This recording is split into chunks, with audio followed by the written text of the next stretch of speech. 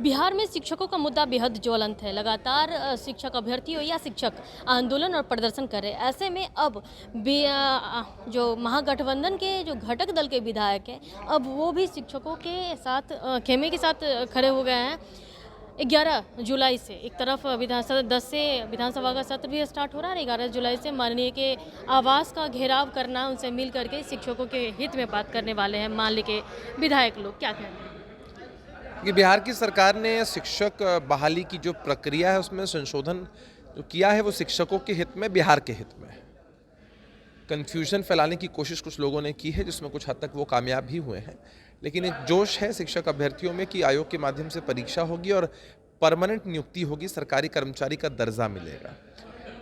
लोकतंत्र में अपनी बात कहने रखने के लिए कोई भी स्वतंत्र हो, इसको सिर्फ हम सत्ता पक्ष या विपक्ष से जोड़कर नहीं देख सकते हैं। जब सदन चलता है तो सत्ता पक्ष के विधायक भी मंत्री से सवाल पूछते हैं और इन चीज़ों का एक हेल्दी डिस्कशन होता है। यही लोकतंत्र की खूबसूरती है। सदन चलने वाला है, हम ये अपेक्षा रखते हैं कि बिहार का विपक्ष भी सदन को चलने दे, बाधित ना करे और जो भी मुद्दे वो उठाना चाहते हैं उन मुद्दों पर डिस्कशन करे। सरकार, डिपार्टमेंट इस पर जवाब देगी। 13 को गांधी मैदान से विधानसभा का घेराव करने वाले हैं बीजेपी के लोग। देखिए, आप समझिए कि जब सदन चल रहा है तो सदन लोकतंत्र के मंदिर के रूप में है और सदन के अंदर कोई भी पार्टी, कोई भी विधायक, कोई भी सदस्य अपनी बातों को कह सकता है, लेकिन उसके बावजूद भारतीय जनता पार्टी ने इस राजनीतिक नौटंकी का जो रास्ता चुना है, दिखता है कि इनके लिए राजनीति सर्वोपरि है। अब इनके लिए अगर राजनीति सर्वोपरि है तो ऐसी ओछी राजनीति इनको मुबारक। या बिहार का दुर्भाग्य है कि भाजपा के रूप में एक नकारात्मक विपक्ष बिहार में है। अभिषेक जी, जिस तरह से आप बोल रहे हैं कि विपक्ष का काम है वो हंगामा करना, ठीक है, लेकिन एक तरफ जेडीयू के एमएलसी लोग भी आवाज़ उठा रहे हैं, कांग्रेस के भी, तो शिक्षक का मुद्दा अगर आप लोग के घटक दल के भी लोग उठा रहे हैं तो कहीं ना कहीं बीच का रास्ता तो निकालना चाहिए था ना भाई।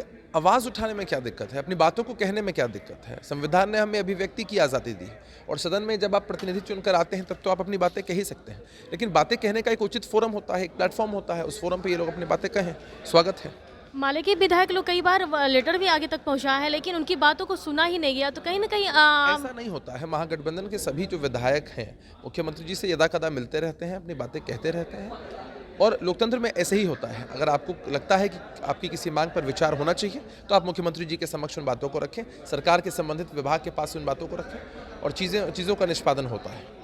तो सुना आपने कि जिस साफ तौर पर जेडीयू के प्रवक्ता अभिषेक झा ने कह दिया है कि लोकतंत्र के मंदिर में आवाज़ उठाना कोई गलत चीज़ नहीं है, हर व्यक्ति को आज़ादी है अपनी बातों को रखने का। जहाँ तक रही बात बीजेपी का, तो बीजेपी का काम ही है, विपक्ष का काम केरल में है और वो बखेरा खड़ा करना वो बीजेपी हमेशा से ही कर दे रही है। फिलहाल इतना ही। बड़े कसरत पटना से किताब सिंह की रिपोर्ट।